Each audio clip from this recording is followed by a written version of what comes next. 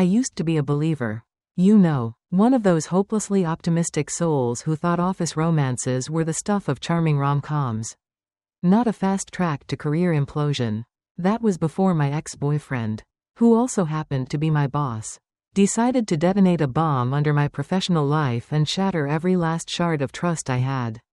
He clearly underestimated me, though. He forgot one crucial detail. I'm not the kind of woman who crumbles when betrayed.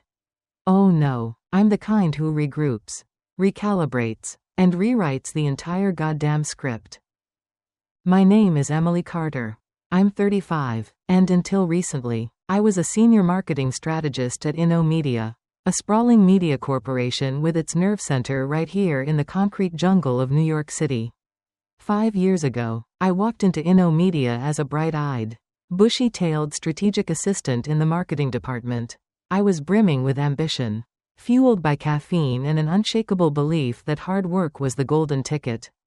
And for a while, it was. Then I met Jason Hale. He was the head of department, tall, impeccably dressed, with that kind of easy charm that could disarm a rattlesnake and an intellect that was genuinely impressive. He had an aura of knowing exactly what he wanted and precisely how to get it. At first, he was my mentor, the one who saw my potential and guided me through the labyrinthine politics of corporate life. He'd praise my insights in meetings, assign me to challenging projects, and offer feedback that actually made me better. The professional admiration slowly, almost imperceptibly, morphed into something else, something that made my heart beat a little faster when he'd lean in close to look at my screen. His cologne a subtle, intoxicating scent, he became the man who, against all my better judgment, made me swoon. Our relationship was a secret, a carefully guarded flame we nurtured for nearly a year. Late-night strategy sessions that bled into dinners at dimly lit restaurants. Stolen glances across crowded meeting rooms. Weekend escapes where we could pretend we were just two people falling in love. Not a boss and his subordinate. It was thrilling, a delicate dance of discretion and desire. And through it all, I wasn't just doing my job, I was excelling. My campaigns were hitting targets. Clients loved me, and my confidence soared, buoyed by his belief in me. Or so I thought. The cracks began to appear when the nomination list for the marketing manager position was circulated. My name was on it. I'd worked tirelessly for this. Poured my heart and soul into InnoMedia. This was my chance to step up. To lead. To truly make my mark. I expected Jason to be my biggest champion. Instead, an unsettling coolness crept into his demeanor.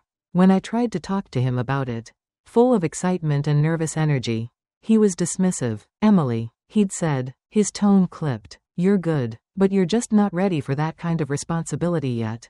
His words hit me like a physical blow, stealing the air from my lungs. Not ready? After everything I'd achieved? A few weeks later, the reason for his sudden frostiness became sickeningly clear. I saw him at an industry event. Not with me, but with her, Tiffany, the new, bubbly blonde from the PR department. Barely a year out of college, clinging to his arm like a designer handbag. The way he looked at her, the easy laughter they shared, it was a scene ripped straight from my worst nightmares. The secret dinners, the knowing smiles, had they been for her too? The realization hit me with the force of a runaway train. My not being ready was less about my capabilities and more about his new romantic interest.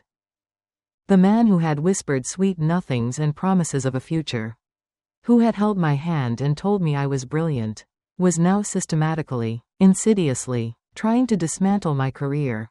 It was a bitter pill to swallow. A betrayal so profound it left me reeling. How could I have been so blind?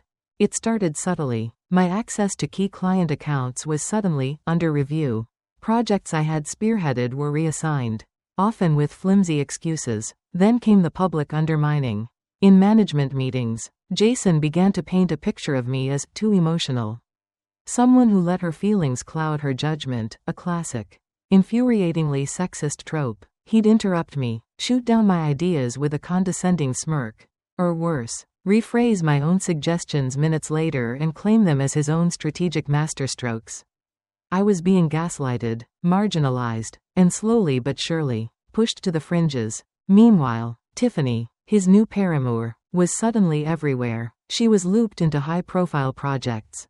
Her name appearing on email chains I was conspicuously absent from. Her ascent was as swift as mine was becoming a painful, grinding halt. It became chillingly clear, this wasn't just a messy breakup playing out in the sterile environment of fluorescent lights and ergonomic chairs.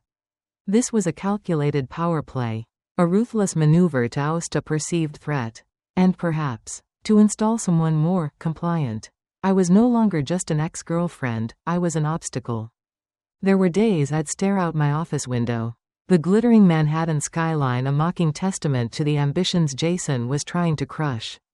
The urge to just walk away, to tender my resignation and escape the toxic atmosphere he'd created, was overwhelming. I'd draft the email in my head 100 times. But then, a different voice, a steelier, more determined one, would cut through the despair. If I left, he would win. He would have successfully eradicated me from his professional and personal life, proving his narrative that I wasn't cut out for leadership. No, I wouldn't give him that satisfaction. I made a decision. I would stay, not to endure his petty tyrannies or wallow in victimhood, but to fight back, not with public confrontations or tearful accusations that would only play into his narrative of the emotional woman. No, my revenge would be meticulously planned, quietly executed, and ultimately, far more devastating for him. I was going to build my own damn empire, right under his nose. The next year was a masterclass in quiet resilience and strategic maneuvering. While Jason was busy parading Tiffany around and subtly sabotaging me, I was investing in myself. I enrolled in evening courses, sharpening my skills in project management, digital media strategy, and advanced analytics, areas where InnoMedia was lagging. I devoured industry reports, attended webinars, and became a sponge for any knowledge that could give me an edge. More importantly, I started building my network, my own internal coalition. There were colleagues who'd seen my work, who knew my capabilities and had witnessed Jason's increasingly biased behavior. Sarah from finance, who always had a sympathetic ear and an uncanny ability to know where the bodies were buried. David, a mid-level manager in tech, who respected my strategic thinking from a cross-departmental project we'd once collaborated on.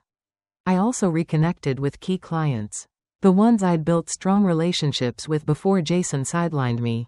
I didn't gossip or complain about Jason, I simply focused on delivering value, offering insights, and reminding them of the results I'd achieved for them in the past. And I documented everything, every instance of Jason overriding protocol, every project given to Tiffany without proper justification, every time my name was conveniently left off a critical meeting invite, every snide comment, every decision that reeked of favoritism or poor judgment. I kept a meticulous log, complete with dates, times, and email trails. It wasn't about airing dirty laundry, it was about collecting irrefutable evidence of his mismanagement and abuse of power. Just in case, my apartment started to look like a war room. Sticky notes and flowcharts mapping out InnoMedia's vulnerabilities and my potential pathways. I was playing the long game. Almost a year to the day after I'd seen Jason with Tiffany, the email landed in everyone's inbox. InnoMedia was undergoing a significant corporate restructuring. The parent company, based in Chicago, was looking to streamline operations and inject fresh leadership into key branches. The biggest news for our office? They were creating a new, overarching role, Managing Director of InnoMedia New York. And they were opening up the position for internal applications before looking externally. My heart hammered against my ribs. This was it, the opportunity I had been preparing for, hoping for, but never entirely sure would materialize. Of course, Jason applied. It was the logical next step for him. The consolidation of his power base. I could almost see the smug satisfaction on his face as he probably envisioned himself sailing into the role. He likely never even considered me a serious contender. In his mind, I was still the not-ready assistant he'd cast aside. But I wasn't just submitting a resume and a cover letter. I submitted a comprehensive, meticulously researched 60-page 5-year strategic growth plan for the entire Northeast American market. It detailed new revenue streams, identified untapped market segments, proposed innovative digital integration strategies, and outlined a plan for talent development within the New York office, everything Jason had been neglecting. I also included glowing letters of recommendation from 3 major clients I had carefully nurtured despite his attempts to isolate me, and 2 regional directors from other Media branches who had been impressed with my work on collaborative projects. The selection committee from Chicago flew into New York for the final round of interviews. Jason went in before me. He came out an hour later, looking confident, almost arrogant. Then it was my turn. I walked into that boardroom, not as the spurned ex-girlfriend or the downtrodden subordinate, but as a confident professional with a vision. They grilled me on my plan, on my leadership philosophy, on how I'd handle a declining market share in one of our key sectors. I was ready. I knew my stuff. And then came the inevitable, delicately phrased question about Jason, about the internal dynamics of the marketing department. I took a breath. This was the moment. I could have unleashed the arsenal of evidence I'd collected. I could have painted him as the villain he was. But that wasn't my strategy. I'm not here to talk about Jason Hale's shortcomings or to rehash past grievances. I said, my voice calm and steady, meeting each of their gazes. I'm here to demonstrate that I possess the strategic vision, the understanding of our clients, and the commitment to our team that Media New York desperately needs to move beyond its current stagnation. Frankly, if this company chooses a leader who prioritizes personal politics over performance and innovation, it won't just be missing out on my potential, it will be actively choosing to fall behind. Silence. Then, one of the VPs from Chicago leaned forward, a thoughtful expression on her face. Tell us more about your plan for talent development, Ms. Carter. The rest of the interview was a blur of strategic discussions, financial projections, and operational hypotheticals. I walked out feeling strangely serene. I had laid all my cards on the table. 3 excruciatingly long weeks later, an email with the subject line, Offer of Employment, Managing Director. Media New York, appeared in my inbox. I think I stopped breathing for a full minute. I was the new managing director of Media New York. Me, Emily Carter, the woman Jason Hale had deemed not ready. The irony was so thick. You could spread it on a bagel. Jason's reaction? Predictably, he was blindsided. The official announcement sent ripples through the office. My first all-hands meeting as MD was memorable. As I stood at the podium, outlining my vision for the future, I could feel his eyes burning into me. But the arrogant smirk was gone, replaced by a look of stunned disbelief, quickly hardening into bitter resentment. He was now effectively reporting to me. His carefully constructed kingdom had crumbled overnight, as part of the restructuring, and frankly, due to his now glaringly obvious lack of strategic contribution beyond self-promotion. Jason was reassigned. He was demoted to a vaguely titled, senior advisor, role, essentially. A glorified consultant with no direct reports and significantly diminished influence. It was a corporate soft landing, but everyone knew what it meant. The king was dethroned. A few months later, his resignation letter landed on my desk. It was brief, professional, devoid of any real emotion. As I countersigned it, approving his departure, there was no triumphant fist pump. No gloating, just a quiet sense of closure. My victory wasn't in his defeat, but in my own ascent. The sweetest revenge, I realized, isn't about inflicting pain, it's about rendering the other person irrelevant through your own success. He had tried to break me, to write me out of the story. Instead, I'd become the author of his final chapter at Media. I never needed an apology from Jason. What would it have proven? That he was capable of remorse? I doubted it. If he felt any regret, I suspect it wasn't for hurting me, but for the colossal miscalculation he'd made. He'd underestimated the quiet, ambitious woman he thought was too weak to be a boss. Now, as I look out from the corner office, my corner office, the New York skyline seems less like a taunt and more like a promise. The game of power, love, and ambition in the workplace is a treacherous one. But if there's one thing I've learned, it's that the best way to win isn't just to play the game better than everyone else, but to be strong enough, smart enough, and resilient enough to change the rules entirely. And sometimes, The person who tried to take you down is the one who inadvertently hands you the pen to sign off on their exit. And that, my friends, is a story worth telling.